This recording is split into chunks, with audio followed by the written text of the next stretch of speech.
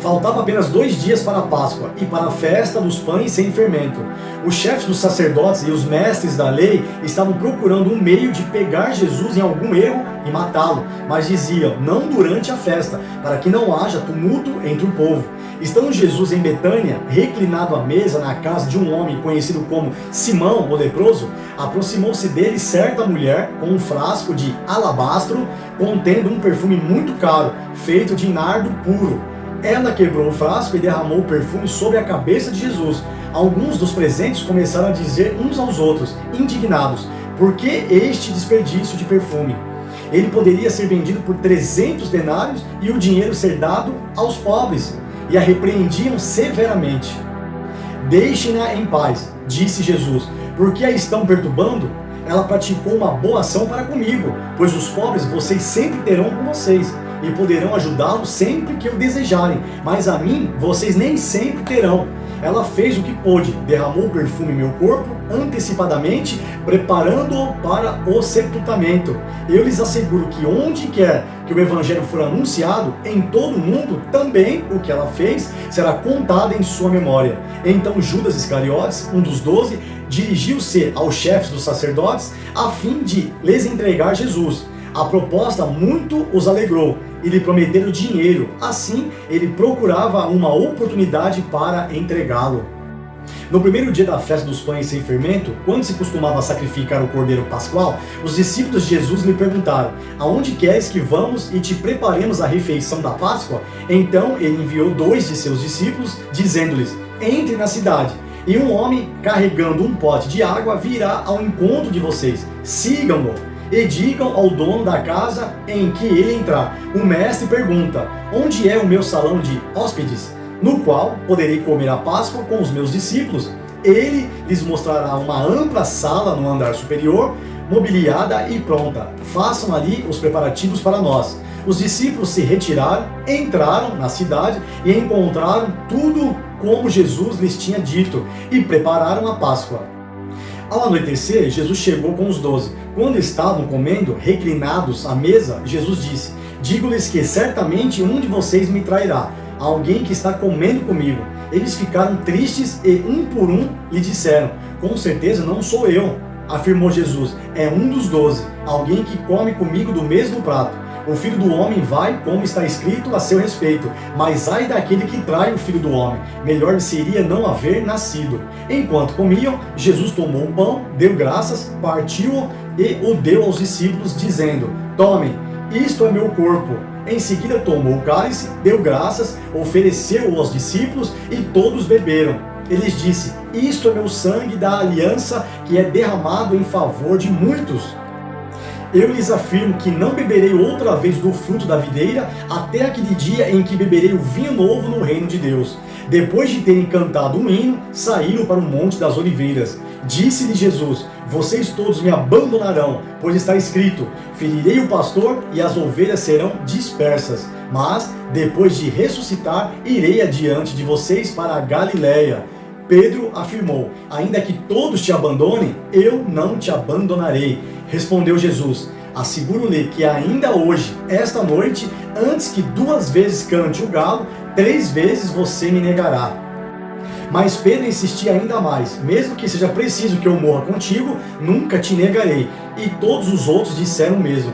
Então foram para um lugar chamado Getsêmani, e Jesus disse aos seus discípulos, sente-se aqui enquanto vou orar. Levou consigo Pedro, Tiago e João, e começou a ficar aflito e angustiado. Ele lhes disse, a minha alma está profundamente triste, numa tristeza mortal. Fiquem aqui e vigiem. Indo um pouco mais adiante, prostrou-se e orava para que, se possível, fosse afastada dele aquela hora. E dizia, Abba, Pai, tudo te é possível, afasta de mim este cálice, contudo, não seja o que eu quero, mas sim o que tu queres. Então voltou aos seus discípulos e os encontrou dormindo. Simão, disse ele a Pedro, você está dormindo? Não pôde vigiar nem por 1 hora? Vigiem e orem para que não caiam em tentação. O espírito está pronto, mas a carne é fraca. Mais uma vez ele se afastou e orou repetindo as mesmas palavras. Quando voltou, de novo os encontrou dormindo, porque seus olhos estavam pesados. Eles não sabiam o que lhe dizer. Voltando pela terceira vez, ele lhes disse: vocês ainda dormem e descansam? Basta, chegou a hora, eis que o Filho do Homem está sendo entregue nas mãos dos pecadores. Levantem-se e vamos, aí vem aquele que me trai. Enquanto ele ainda falava, apareceu Judas, um dos 12. Com ele estava uma multidão armada de espadas e varas, enviada pelos chefes dos sacerdotes, mestres da lei e líderes religiosos. O traidor havia combinado um sinal com eles: aquele a quem eu saudar com um beijo é ele. Prendam-no e levem-no em segurança. Dirigindo-se imediatamente a Jesus, Judas disse: mestre, e o beijou. Os homens agarraram Jesus e o prenderam. Então, um dos que estavam por perto puxou a espada e feriu o servo do sumo sacerdote, decepando-lhe a orelha. Disse Jesus: estou eu chefiando alguma rebelião para que vocês venham me prender com espadas e varas?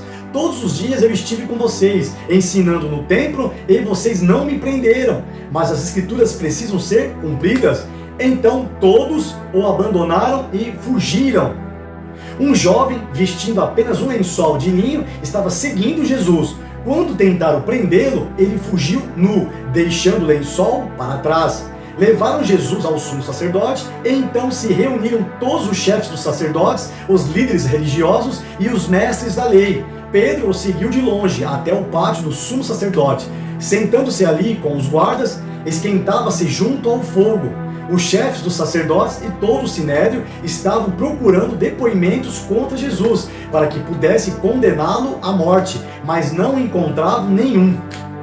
Muitos testemunharam falsamente contra ele, mas as afirmações deles não eram coerentes. Então se levantaram alguns e afirmaram falsamente contra ele: nós o ouvimos dizer: destruirei este templo feito por mãos humanas, e em 3 dias construirei outro, não feito por mãos de homens. Mas nem mesmo assim o depoimento deles era coerente. Depois o sumo sacerdote levantou-se diante deles e perguntou a Jesus: você não vai responder à acusação que estes lhe fazem?